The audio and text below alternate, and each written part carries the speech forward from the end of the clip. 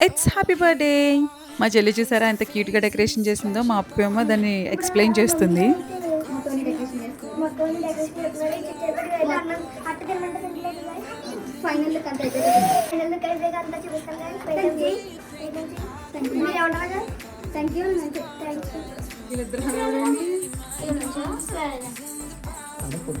Happy birthday to you happy birthday to you happy birthday to you happy birthday. Cake cut చేయడానికి మా happy బాబుతో పాటు మా బుడ్డలు కూడా రెడీ అయిపోయాడండి. హ్యాపీ బర్త్‌డే గాని ఆడి మొహంలో అసలు ఆనందమే లేదు. ఎందుకంటే సేమ్ డే మా ప్రయాణం కూడా హైదరాబాద్‌కి.